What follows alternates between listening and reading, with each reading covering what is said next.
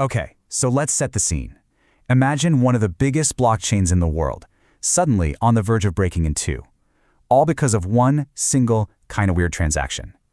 For 14 hours, it was this insane, high-stakes drama, with everyone racing against the clock.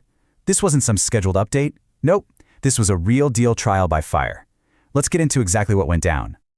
So that's the official line from Pi Lanningham, one of the key developers who was right there in the virtual war room while all this was happening. Now, severe degradation of service sounds pretty corporate, right? But what it really meant was chaos. The chain never fully stopped, and it wasn't a hack. But on the ground, it was way more dramatic than it sounds. For 14 straight hours, there wasn't just one Cardano blockchain. There were two. Seriously, two different versions of the truth, both moving forward, both adding new blocks, and each one thinking it was the right one. This is like a nightmare scenario for a decentralized network. It's one of the most dangerous things that can happen. So you got to be asking, how in the world did this happen? How could one little transaction, which they later nicknamed the Poison Piggy, cause a full-blown split in the network? And maybe even more important, how did they fix it without some central boss just hitting a big red reset button? Well, that's the story we're going to unpack right now.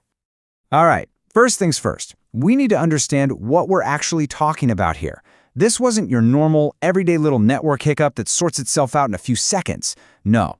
This was a deep, serious split in the chain, something called a soft fork. Let's just hang on this definition for a second. So in a soft fork, even though the chains are splitting apart, they still agree on some of the basic rules. And that right there is the key. It means there's a chance, a possibility, for one chain to eventually pull ahead and get longer. And when that happens, the other one is designed to just give up and switch back. It's like a built-in healing mechanism. The catch? It's not guaranteed to work. You know, this whole crisis didn't just appear out of thin air. It actually started on a testnet where these things are supposed to happen. Someone submitted a transaction with a weird extra-long hash, and it caused a little fork. The devs saw it, figured it out, and even started making a patch. But before they could get that fix out to everyone, someone did the same thing on the main network, in the middle of the night. This time, the target was a stake pool called Rats, and bam, the race was on. A war room was spun up with experts from all over the ecosystem, and for the next 14 hours, it was all hands on deck. So, what was this poison transaction anyway? It's important to know it wasn't malicious, like someone trying to steal your funds. Instead, it just cleverly exploited this tiny, obscure bug that had been sitting in the code for over a year, and that tiny bug had huge consequences. Let's break this down. Think of it like this. The older nodes on the network are like strict rule followers. They see a stake pool hash and say, is this exactly 28 bytes? No? Rejected. But a software update from a year ago made the newer nodes a little more flexible. They saw a hash that was too long and basically said, whatever, I'll just chop off the end and use the first 28 bytes. So when someone submitted a 56-byte hash, the whole network just fractured. The old nodes threw it out, the new nodes accepted it, and just like that, you have two different realities born from the exact same transaction. So now you have two chains, and the response team needed a way to talk about them. They couldn't really call one good and one bad at first, because technically both were just following their own software rules.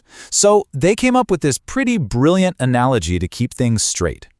And this is where the real dilemma was. On one side, you had the pig chain. This was the one that accepted the weird transaction. It was run by the newer nodes, and here's the crazy part. It actually had more stake behind it and was making blocks faster. So it looked like it was winning. But on the other side was the chicken chain.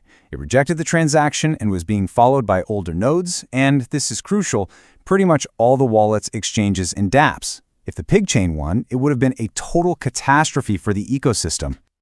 And to make things even more stressful, there was a ticking clock. On Cardano, once a block is buried under 2,160 other blocks, it's basically set in stone forever. It's considered permanent. That meant the poison transaction on the pig chain would become irreversible at that point, which would make an organic recovery pretty much impossible. At the start, this gave the team somewhere between 9 and 12 hours to make sure the chicken chain got longer and overtook the pig chain. The pressure was on. Okay, look at this chart. This shows just how bad it was at the beginning. See that red line? That's the pig chain, the one that would break everything. It's clearly ahead of the green chicken chain, and that purple line shows the gap between them, and it was getting wider. The bad chain was winning. The clock was ticking. At this point, nobody knew how it was going to end. But this is where the story takes a turn. The solution didn't come from some central authority flipping a switch.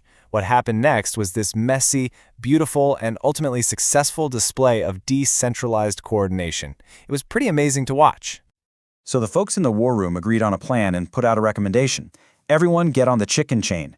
It was a calculated risk, but they decided it was the only way to save the ecosystem. That message went out everywhere, on Discord, Telegram, Twitter, to thousands of independent stake pool operators all over the world. The choice was now up to them. They had to decide, as a community, which version of history they were going to back. And you can see the result of that massive community effort right here. As the operators started moving their stake, something really elegant started to happen. Look at the green line, our chicken chain. It starts making blocks faster and faster. And at the same time, the red pig chain, which is losing support, slows way down. And this is the brilliant part. By slowing down, the pig chain actually extended that 2,160 block deadline. It bought the whole community more time to get organized. And this is the moment it all came together, the climax. This chart shows the exact second of recovery. All those nodes that were still on the pig chain looked over and saw that the chicken chain was now officially longer. And because they're programmed to follow the longest chain, that's the core of Nakamoto consensus, they just automatically dropped their old chain and switched over. The fork just healed itself. The network was one again. Now, don't just take my word for it. Check this out. This is a comment from Anatoly Yakovenko, the co-founder of Solana, a huge competitor. And even he had to admit, this was pretty cool. He saw it not as a failure, but as proof that the protocol did exactly what it was supposed to do, even when things went wrong. Coming from a rival, that's some seriously powerful validation. So, after all the dust settled, how should we look back on this thing? Was it a complete disaster that exposed Cardano? Or was it actually a massive show of strength? Let's try to break down the final verdict. I really like this table from Pi Lanningham because it puts everything into perspective. You can see all the absolute worst-case scenarios here: stealing funds, creating money from nothing, forcing a manual rollback. And nope, none of that happened. What did happen falls into this category: a large chain reorg, which basically means an extended fork that managed to heal itself. It was definitely serious, but it was a problem the protocol was actually built to handle. So when you look back, it's clear a lot of things went right. I mean, the core protocol itself worked flawlessly under extreme pressure. The decentralized community of operators made the right call, all on their own, and you had people from competing companies all jumping in a room together to fix the problem. That says a whole lot about the design and the community behind Cardano. But of course, we gotta be honest about the failures, and there were some big ones. That bug was sitting in the code for over a year, which points to a miss in their testing process. The whole ecosystem was also relying on one single piece of software for their block explorers, which meant when things went wrong, almost everyone was flying blind at first. And most importantly, even though the chain didn't halt, for a normal person trying to send a transaction and seeing a 16-minute delay, the network was effectively down. Real users were impacted. So that leaves us with the big question. Was the Poison Piggy incident a critical failure that showed a deep weakness in Cardano? Or was it an intense, real-world stress test that actually proved how resilient the protocol and its community really are? The debate on that is still going, but one thing is for sure, the chain was pushed to its limit and it survived, and it's probably a lot stronger for it.